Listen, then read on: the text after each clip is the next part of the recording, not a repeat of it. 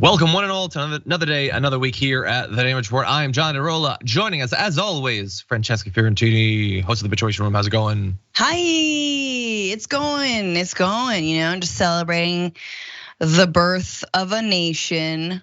You know what I'm saying? And we should give honor and praise to the birth of a nation. Mm-hmm. Yes. America. Yeah. No, you didn't do it. Throughout your history, you've been killing it. Killing it. Too much killing happening. Yeah. But no, good to be here with you. I didn't know we were gonna do the show, and then I got a call 3 minutes ago. I was like, oh man, I'm on the show. I didn't actually, but because I sent the email last night. No, I know. Okay, good. Well, you're up and at 'em, which is good considering you're still mid sleep. But anyway, very glad to have you here because we do have a lot to talk about. Heads up that tomorrow. This show will not be happening, and not because I sound like I might be dying right now. No, it will be for the holiday. There will still be content going up on the YouTube channel, so definitely check that out. The full show will not be happening. We will be doing our top 10 list for members, so that'll be going out later on today too. And lots to look forward to once we resume things. I believe Big News Wednesdays will once again have J.R. Jackson, so that's very exciting. And later on this week, I am very excited that we will be rejoined once again after far too long of a wait by Gary Chambers, one of my favorite people from back in 2020, 2021, doing the show with. We're gonna be doing that again, so lots to look forward to there, and then probably Brett later on. But anyway, we got a lot that we're gonna be talking about through the course of today. Michael Schor hitting the Trump rallies, talking to MAGA people. Where did they draw the line for support of Donald Trump? Michael doing a great job there. We've got some proposals for reform of the Supreme Court that we'll be discussing. Super PAC desperately trying to make Ron DeSantis look cool, and in doing so, might have produced an ad so homophobic that even a lot of Republicans can't get behind it. So that'll be fun. And some stuff happened with Twitter over the weekend, which we definitely need to jump into. There's a lot, that's just in the first hour. We got fun stuff in the aftermath as well, so you're not gonna wanna miss it. We're gonna be talking about flying cars and politicians fake cheating on their fake mistresses, I guess. I don't know, something with AI, but it looks pretty bad. With that said, please hit the like button, share the stream if you haven't already, so that people know we're live. They can join in the conversation. And with all that said, Francesca, you ready to do this thing? Yes. Okay, well, we wanted to start off with a little bit of fun. I think I can speak for all of us that this is pretty fun. Take a look at this. Ladies and gentlemen, please welcome United States Senator Lindsey Graham.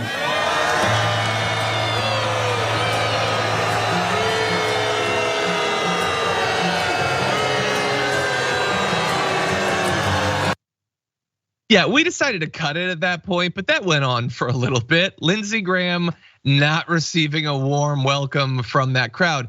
That's a Trump rally. It's in South Carolina.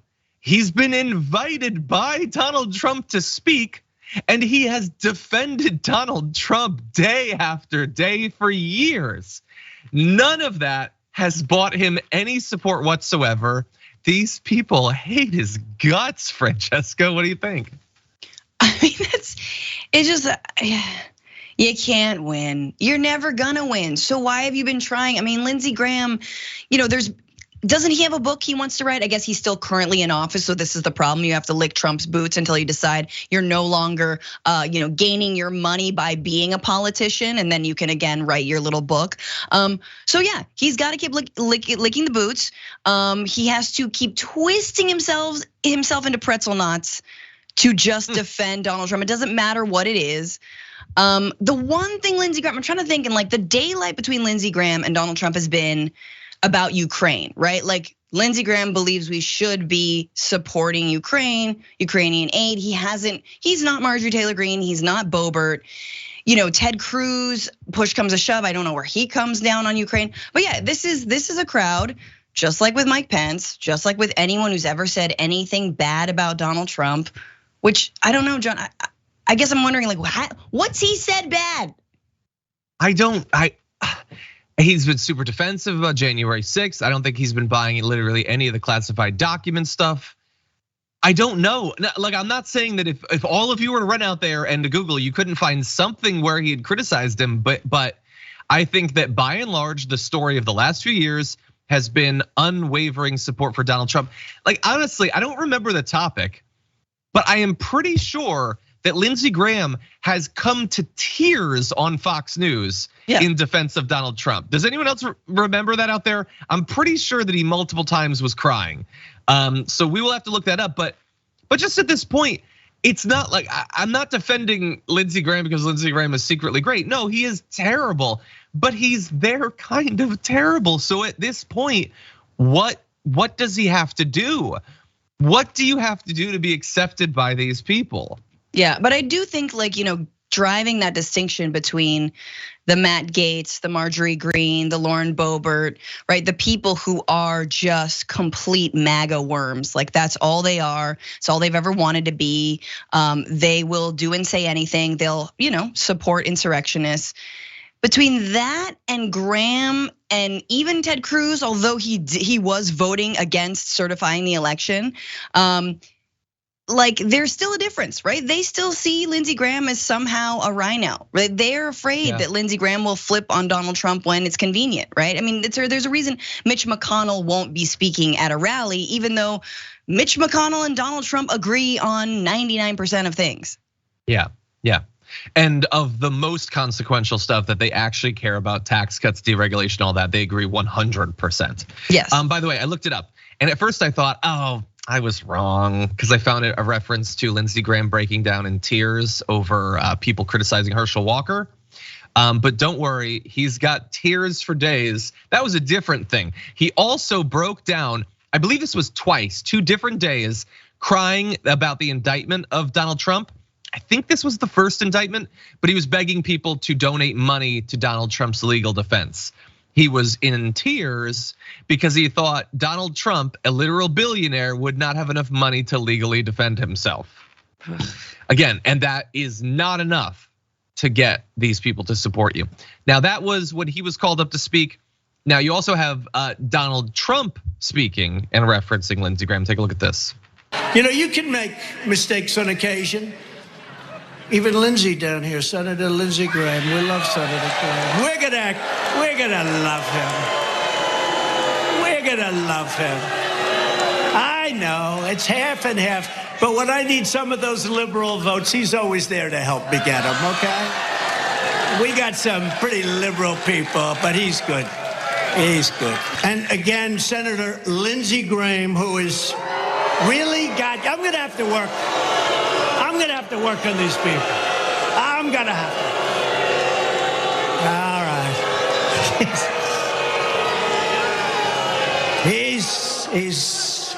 He's there. He's there when you need him. He's there when you need him. I'm gonna get him straightened up. Do you mind if I come here and campaign a little bit for you? I'll tell you what. He was one of my earliest endorsements right from the go, and I appreciate it very much. I appreciate it. Okay, at the end there, he was speaking like a rational person.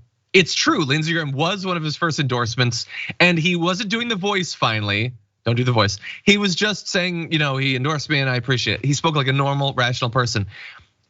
Look, the overall theme of that was supportive towards Lindsey Graham, but he was negging him constantly. Yeah. How does Lindsey Graham, if he has any self-esteem whatsoever, not just stand up, double, give the bird to Donald Trump and march off the stage, and that's it. You just take your tens of millions of dollars you've made through your corrupt, years as senator, and then that's it. The dude is just openly mocking you. He's a liberal.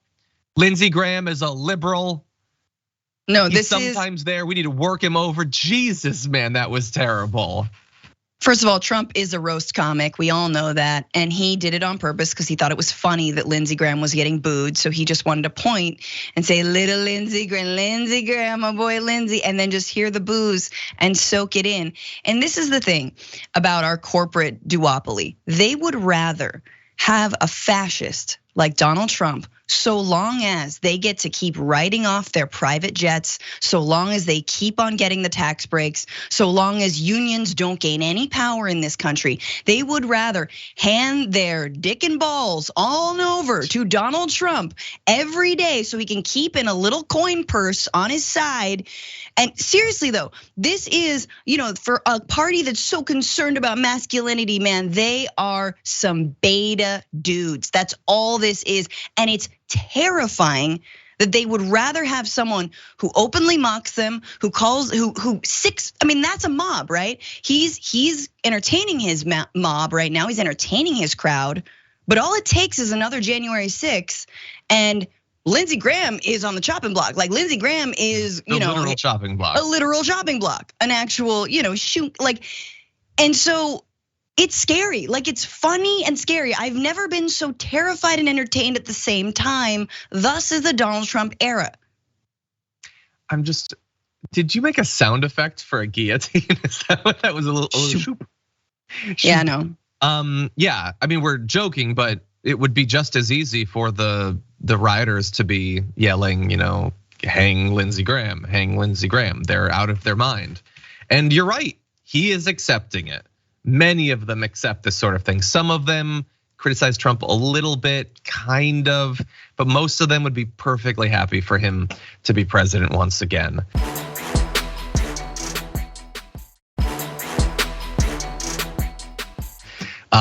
A guy who does what you just saw, a guy who says, let me give you like a quick rundown of what these rallies are still like at this point. Take a look at this mashup.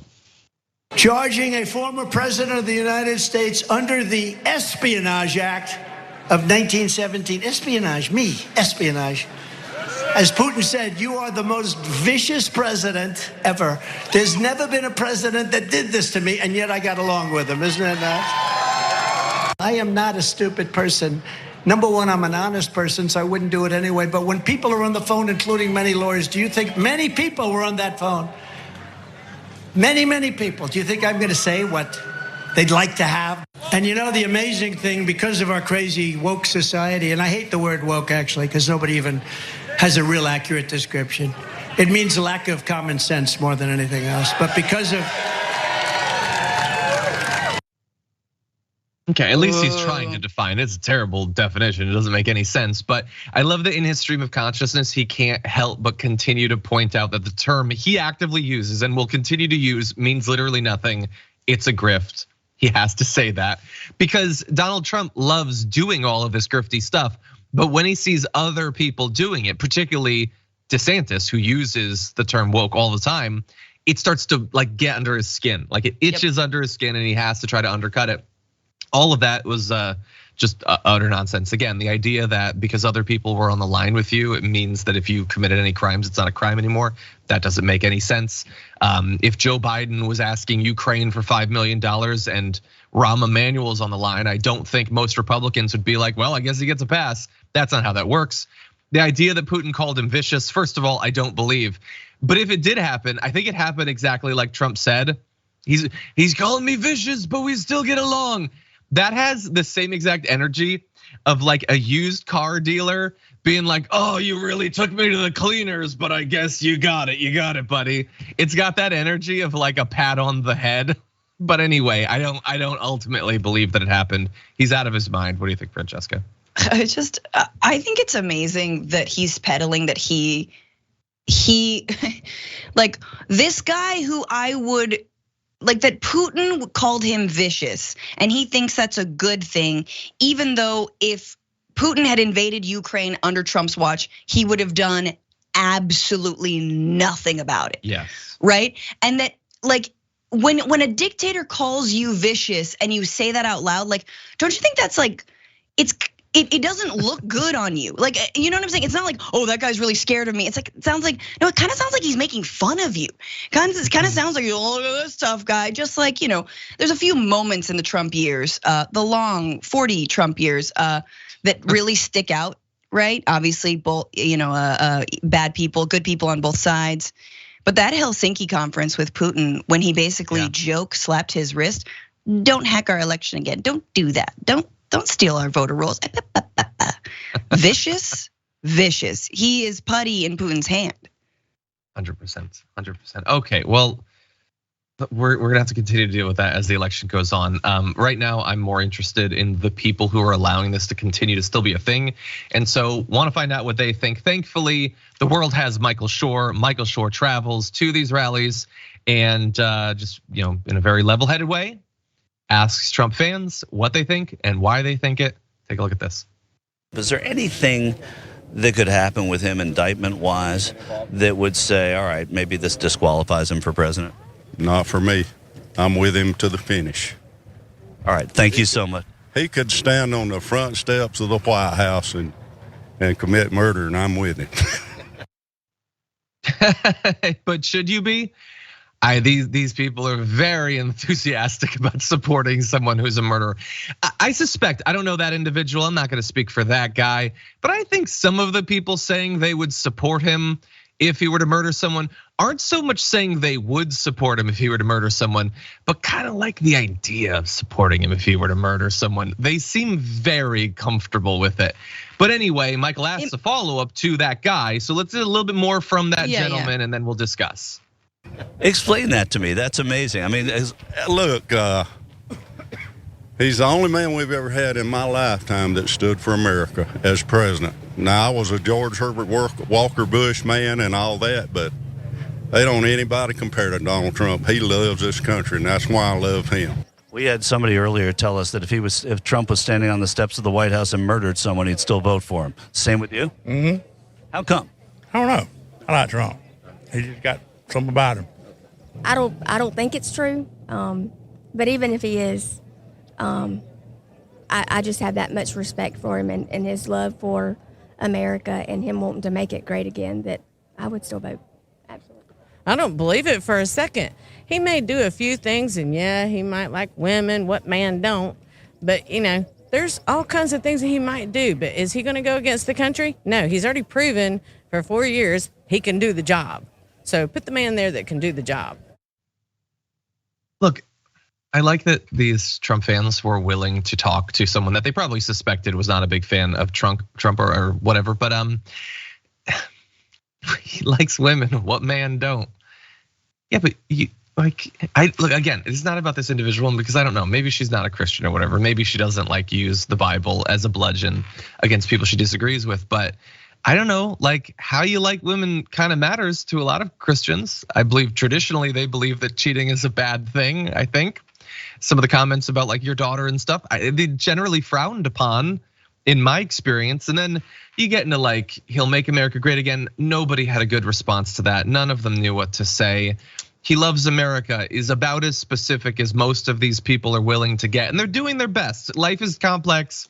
I'm not begrudging them that it's difficult to have, a mastery of all different areas of policy or whatever. But when you combine having no ability to really explain why it is that they support a guy, and then also saying that you're willing to support him regardless of how many crimes he commits, and indeed, even if you see him murder someone, then that makes me worry. What do you think?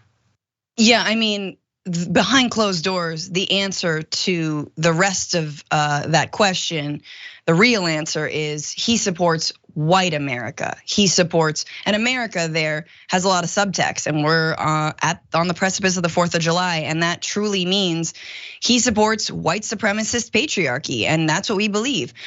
He doesn't believe in equality, and that's good. We preferred it when Black Americans were subjugated, right? Hey, maybe Jim Crow was good. Maybe we roll back desegregation. Maybe we just keep going. Who knows with this Supreme Court? That is the subtext, and that's what they're going for. And look, the fact that they all supported, I liked Herbert Walker Bush, I like George W.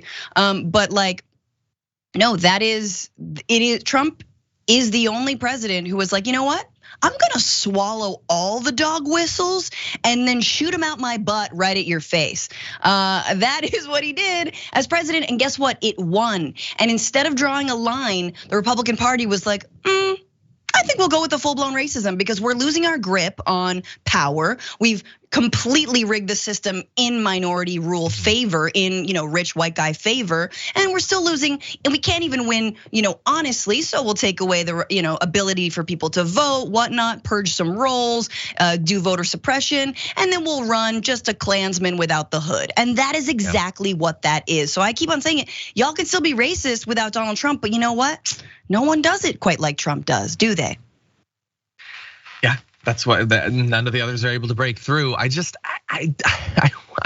don't actually wish this, but like I hypothetically wish that I could like mind meld with them, like in Star Trek, and really understand, how do you watch the last 7 years, 8 years, 50 years? How many years has it been? It's been a long time. And come away thinking of all of the politicians, the one that loves the country is Trump. He loves America in some ill-defined, definition or whatever. Not himself. He doesn't care about himself. He doesn't want attention and praise and money and to be able to get away with doing literally anything he wants with no consequences. He would never do any of that stuff. That would be selfish, and he's not selfish. He loves America. I don't understand how you could possibly, even if you like Donald Trump, I would prefer that you like him honestly for what he actually is. A guy who is generally there to feed you red meat, horrible, racist, transphobic, Islamophobic, misogynistic red meat, while delivering for the wealthy and corporations, and then implying that at least in a symbolic way, he will raise you and people like you back to the top of the hill again. Now, he's not doing that because he loves America. He's doing that because he loves power, and he thinks the way that he can get power is by getting enough of you people who he definitely thinks of as rubes and yokels to vote for him. But you could still support that. Why do you have to make up a fake version of him? I don't support Bernie because he's a cuddly teddy bear. Like you don't actually have to disconnect yourself from reality. Anyway, final thoughts before we move on. No, I think you're absolutely right. It's a bucket of crabs in this country, sadly, and especially for white Americans who believe that if they can elect someone who will undo any kind of racial equality, then they win, even if it's just the ability to, keep a job for an extra month. Again, we got to remember, guys, it's the 99% versus the 1%. It's not black versus white. It's not anything else. And if we can call our relatives this 4th of July, maybe who are of that mindset, and remind them that the corporations are the real enemies, that'd be helpful, y'all. 100%. I don't know how many days we have until we get back to a period where there is a significant real hope that a progressive will be in charge. We've had that several times over the last decade. I don't know when it's gonna come again. We're not getting it in this race. I don't know what could possibly happen between then and the next race that we would have it, but I want that. I want the conversation to be driven by someone who actually cares about what's happening and has real solutions to fixing real problems. We're gonna get into that. I wish we could just fast forward to that. We're gonna get into that when? No, we're gonna get into that later, because I think actually, it's relevant to what we just saw. We're in really dangerous territory, John. I mean, we make fun of Trump's rallies, but I think the last 4 days, 5 days have proven that if Biden doesn't change his tune real quick, we're effed. Yeah. Okay, well, I'm eager to have that conversation. And in fact, I think I now know what you're referring to there, and we will be talking about that. For now, though, thank you to Michael Schor. By the way, other interviews will be going up at Rebel HQ. You should be subscribed to Rebel HQ, and you get to see a whole lot more where that came from.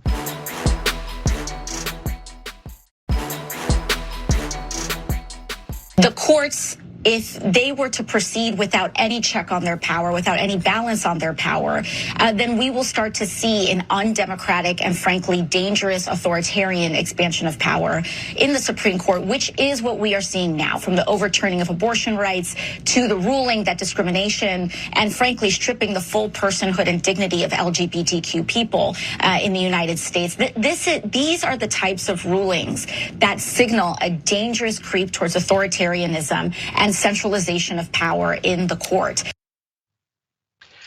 Look, I'm glad that AOC is, continuing to beat the drum for reform of the Supreme Court. Last week, if anyone somehow has forgotten, was really, really rough when it came to the Supreme Court. Not just in terms of what they did, but how they did it and what it means that they did it. Different rulings on affirmative action, attacking the LGBTQ community, getting rid of the student debt cancellation. The Supreme Court seems to understand what virtually everyone on the right understands, which is they can't legitimately win elections. People don't agree with their positions. They can't win over people, or they don't even care to try. And so, hey, we have the Supreme Court. Why win the Senate? Why not? Why get a bigger majority on the House? Why win a presidential race when we can just have them do everything we want? And that's what they're doing. I am as worried about it as AOC. Francesca, what do you think? Yeah, I mean, it's been a devastating blow. I think that for me, the one that stands out the most has got to be the right to discriminate against LGBTQ plus people, because it opens the door for all kinds of discrimination, hatred, violence against a community that already suffers it. I think affirmative action is huge, but I do think that colleges will continue to consider race, at least I hope, in their admissions, although again, it's bad precedent.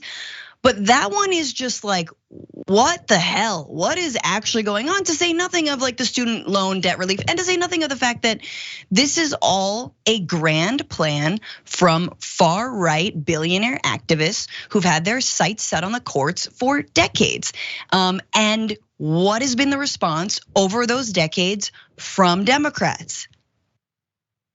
That resounding silence is complacency. That resounding silence is Democrats having zero plan, but absolutely knowing that this has been going on for a very long time.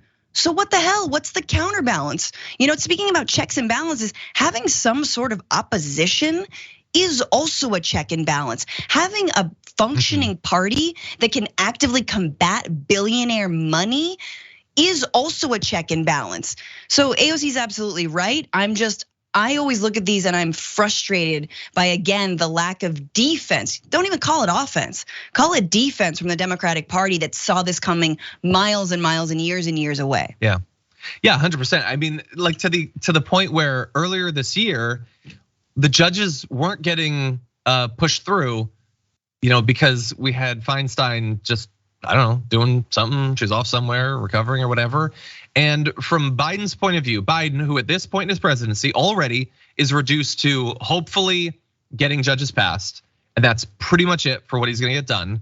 Because for him, executive orders, executive actions, he's super hesitant to do those things. He was just twiddling his thumbs.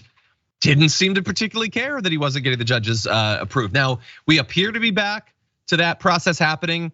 And look, to his credit, while we could certainly pick apart who these judges are, in raw numbers, he's gotten quite a few judges appointed. But in terms of having it as a focus of the party, like rhetorically really pushing for it, it isn't there talking about reform. We're highlighting AOC and we're gonna be highlighting others in a moment, because there are some in the Democratic Party that are pushing for reform to the court, making it more actually representative of the country. But for most centrist Democrats, it's not a big priority.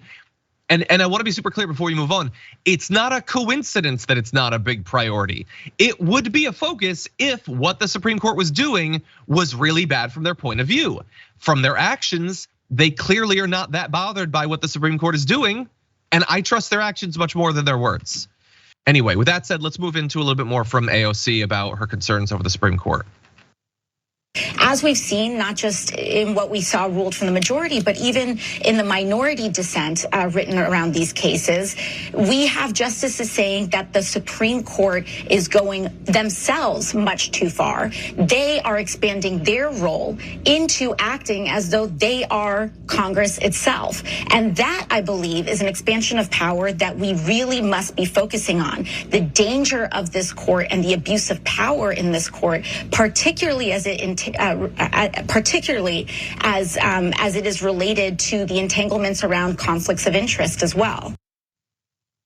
Yeah, and I'm glad that she mentions that, because we have all these different decisions where they're completely ignoring precedent. It is farcical, the arguments that they're making. The way that they now enshrined, a right in the Constitution to discriminate against LGBTQ people is, well, I mean, I know that like they weren't even being asked to make this website, but don't worry, you can discriminate against them, but it's not who they are. It's like a thing that they did that you think is false. So, and you say that you're totally Christian, like you seem to really believe it. So I guess that's cool. So this definitely won't be able to be spread to discrimination against other groups, but that doesn't make any sense whatsoever.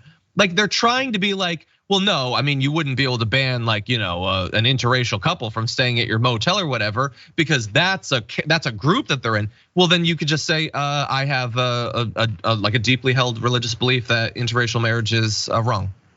Which is exactly as deeply held as the supposed belief that they have about same-sex marriage. So they have just opened the way for racial discrimination as well.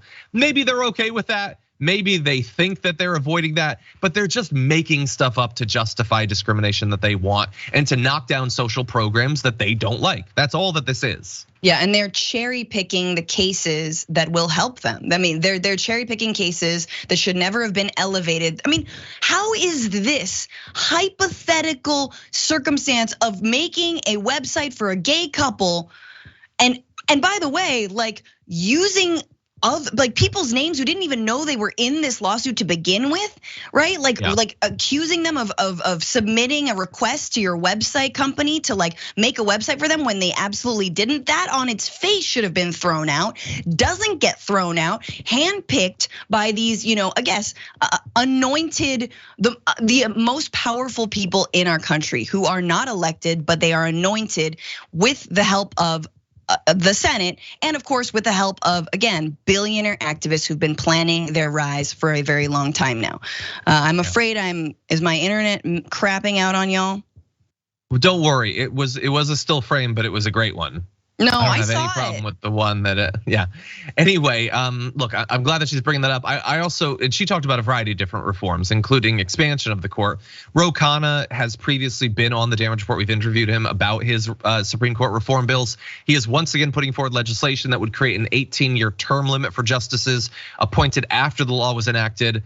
Like there's no reasonable argument against this in terms of it being unfair. It wouldn't even apply to the judges that are on the court right now. You'd still have decades of these. Amy Coney Barrett would still be on there until 2050 or whatever. But it would make it a little bit more responsive. By the way, here's a fun pointless fact. Did you know 68% of Americans back term limits for Supreme Court justices? Doesn't matter. That might matter in a democracy, doesn't matter here. That means a significant number of conservatives, by the way, are perfectly comfortable with it. And look, at some point we will get them on our side. All it'll take is 20 years to pass of Democrats somehow winning the presidency every single time and gradually remaking the court. And once we have a 6-3 majority, then the Republicans will be on our side. I mean, this is the thing. This is a really rough moment, and it's really easy to get down and desperate. And so I just want to speak to that because I think a lot of us are feeling that right now. And given what you just laid out, and given that the Senate, map in 2024 is not looking good for Democrats. And also given the fact that we elect a centrist like Joe Biden and we get nothing, we get crumbs, we get things for a brief moment of time, but only because there was a once in a lifetime pandemic and then it all gets rescinded. We get a little bit of a delivering on student debt and then it gets overturned or deemed illegal by the Supreme Court. And of course, Joe Biden is not trying to expand this court, not trying to enact these term limits. And I just want to say, we are going to have to do two things in the coming years. Fight like hell outside of electoral politics. We need movements, we need grassroots organizations, we need to get our kicks, we need to get our success stories locally through maybe our workplace unions, maybe grassroots organizations in our neighborhoods, whatever you can do, because you can affect change. The federal level is a little bit effed, however, and I will just say, it doesn't mean elections do not matter and voting does not matter. We need absolutely to motivate and activate a base that has been completely disregarded by the Democratic Party that relies on our votes. Young people, people of color, women of color, black women who constantly, they're the backbone of the Democratic Party. Well, what have you done for black women? What have you done for black women?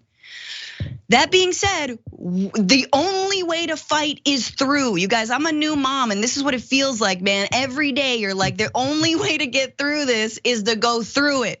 We gotta get up in the middle of the night. We gotta do that hard work. We have to do this work, but we cannot put all of our eggs either in the electoral basket or out. We cannot turn our backs on elections either, because that's exactly what the right wants from us, is to be disengaged and not to vote. Yeah, I'm always highly suspicious of supposed political strategies that, when you think about them for even a second, obviously are exactly what the right would have people do if they were in charge. And I don't generally want the right to be in charge, so I try to avoid acting in a way that they would prefer that I act. Yeah, you're right. First of all, we can't just focus on elections, because elections only happen every few years, and there's a lot of stuff that needs to be done in the meantime. But when the elections do come, like, just pretending that they don't matter and that handing over power to fascists for a few years has no consequences.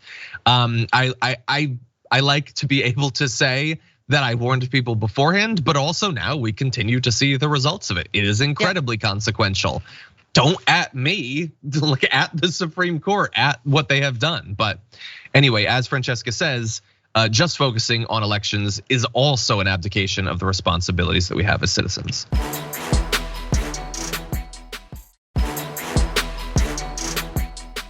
I will do everything in my power to protect our LGBTQ citizens. If Caitlyn Jenner were to walk into Trump Tower and want to use the bathroom, you would be fine with her using any bathroom she chooses. That is correct. In the future, can transgender women compete in Miss Universe? Yes. Make America great again. Psych!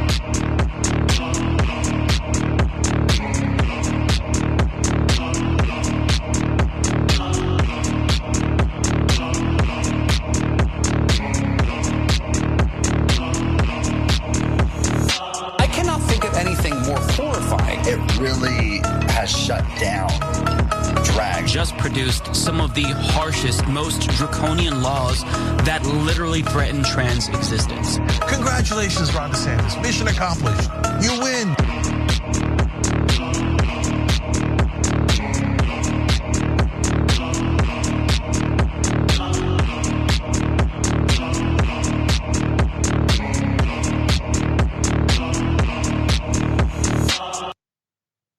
Okay, so that's a recent DeSantis ad from the DeSantis War Room. It's staffed by a bunch of young conservative men who dress and look like they're 45 years old. But anyway, that ad was designed to do two things. One, to make you believe that Donald Trump is tolerant towards LGBTQ people. And so obviously you can't trust him if you're conservative. And also, Ron DeSantis is not a weenie. Don't believe your lying eyes, he's cool. And I know that he's cool because we put this shirtless, oiled up, muscular guy next to him. And then, hey, we had villains. That's what the cool kids do, right? They take like the conservative guy and then they put the villain. So supposedly liberals will be mad because like, wait, don't you get that it's the villain? Are we doing the formula right? That's what the TikToks do, right? Like all of this is just such obvious try hard, like, hey, we meme. Ron DeSantis is cool, we put a beat to it.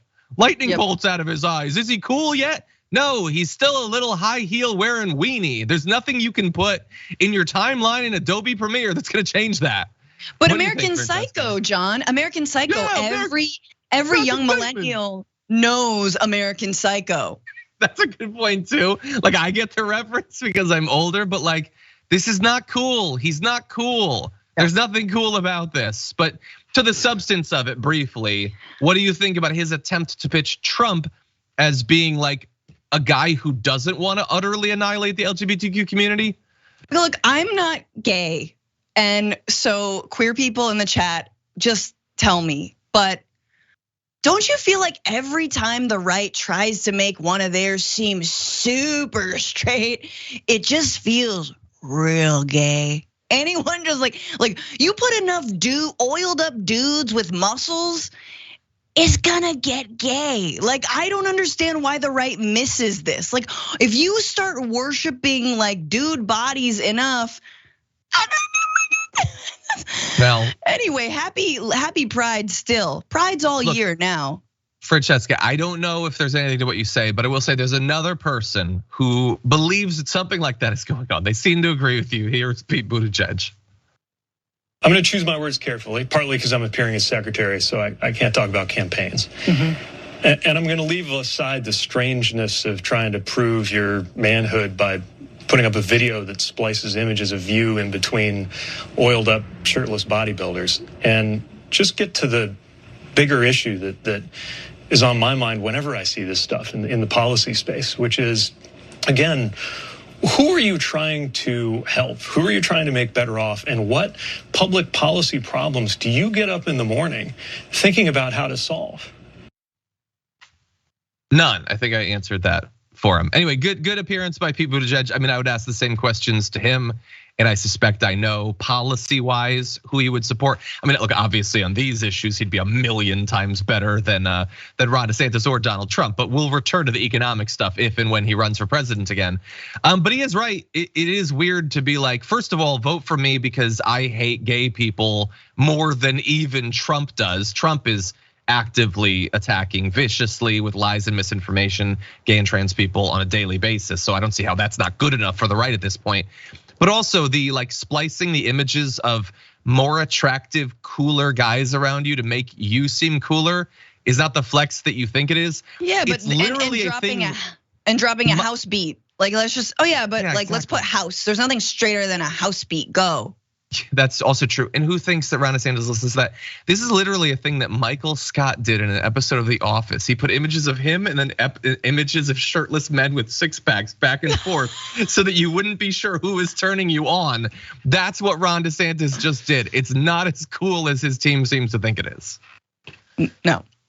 Anyway. No, good on. I want to see non-Secretary Pete Buttigieg talk about what he really thinks. But yes, it just talk about what he thinks and then not run for president.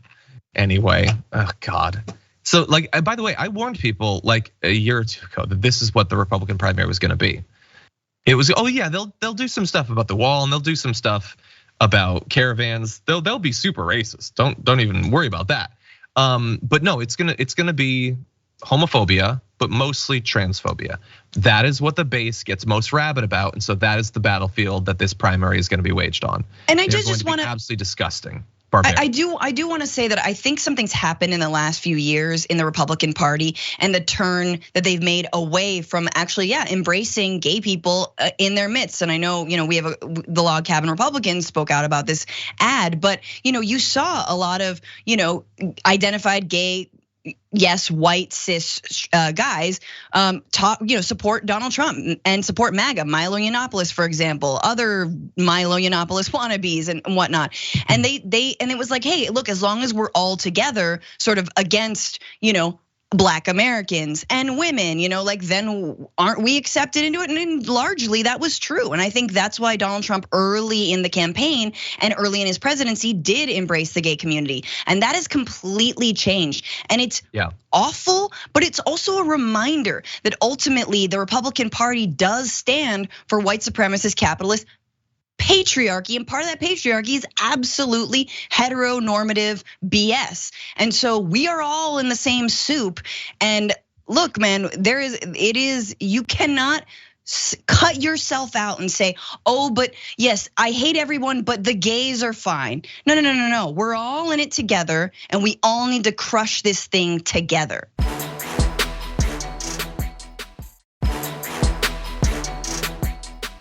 We're gonna move on. I was gonna say lighten things up in some ways, I guess, from an ad like that. As we close out this hour, whenever ready, let's jump into this. I've often criticized the idea that Elon Musk is a genius, but it is possible that I am not giving enough credit. It takes a truly dynamic mind to continue to find new ways to ruin the experience of being on Twitter on a weekly basis. And he really outdid himself this weekend, Elon Musk, announcing that Twitter will be temporarily limiting the number of posts that users can read per day to address, quote, concerns over data scraping. And I wish that I could put those in extra quotes because that's what he said. Have you considered the possibility that he's a big old liar? I don't know. People in the media don't even seem to consider that possibility. But let's briefly, regardless of motivation, let's briefly stop and consider in the many, many years that all of you have been on Facebook and Instagram and TikTok and Snapchat and MySpace and whatever, name a social media site. Have you ever heard them limiting the raw number of posts you can see?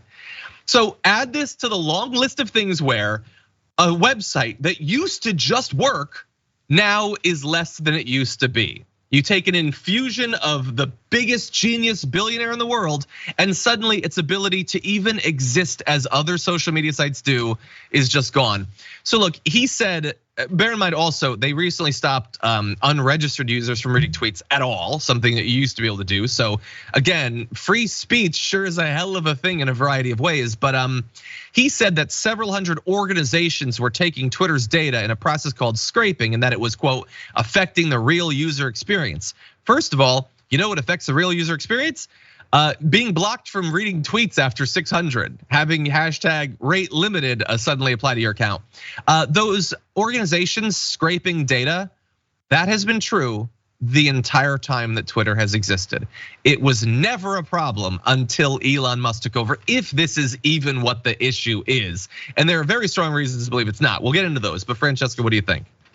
The just galaxy brain, it's just so good, dude, because like, I swear it's gonna be good. Just give it time, John. Like the money, like I know it seems like this would be the opposite thing you would do were you to take control of Twitter and buy it for way too much money. But like just wait. Everyone's gonna come crawling back. Cause you know what people do when they like go to Twitter and they can't see anything because they're either logged off and they need to make an account. They go somewhere else. They go somewhere else. They don't make an account. They just go somewhere else. He's so stupid. Twitter has become everything that Elon Musk claimed it was before. There are too many bots. Oh my God, how many bots are there now? It's insane, right? Especially if you're a dude. Yeah. All your like other DMs or whatever are just like some, random face Korean woman being like, "Do you want a girlfriend?" Like that's all it is. And like 600 tweets. I don't have that problem, John, because I am not on Twitter enough. I'm barely on Twitter. But if you really, all your diehard fans, all the people who are on Twitter, who are helping your thing stay afloat, they go through way more than 600 tweets. You need them to stay. They're not going to be staying because they're not going to be paying, right? It's so stupid that even we understand. Like anyone with basic understanding of like how social media platforms work, which is getting free users and then getting them to pay more. Like they know that this is ridiculous, or selling them ads, or advertising to them, or advertising, and they're jumping ship.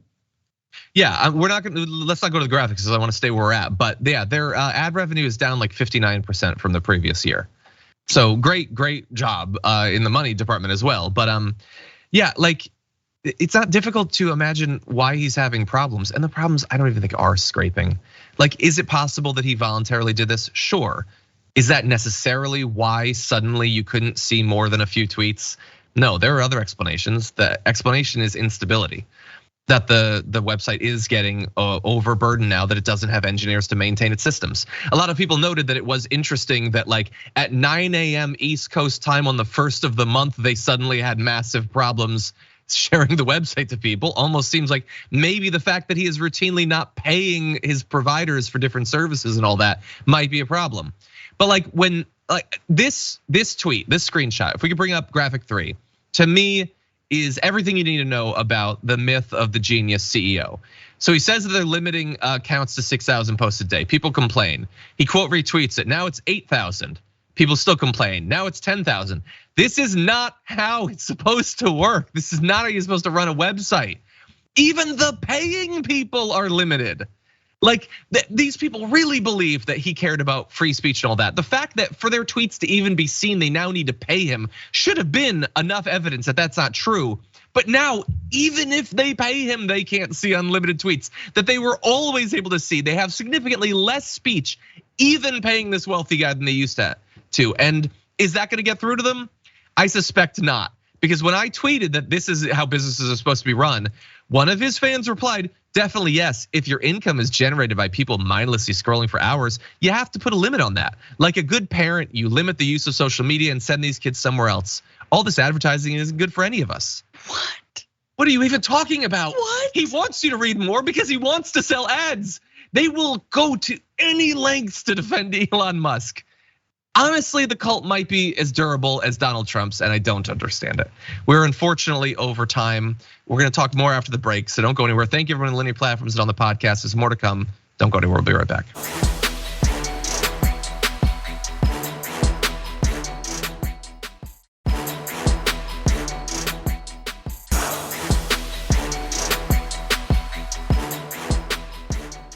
Thanks for listening to the full episode of The Damage Report. Support our work, listen ad-free, access members-only bonus content, and more by subscribing to Apple Podcasts at apple.co/TYT. I'm your host, John Iadarola. I'll see you soon.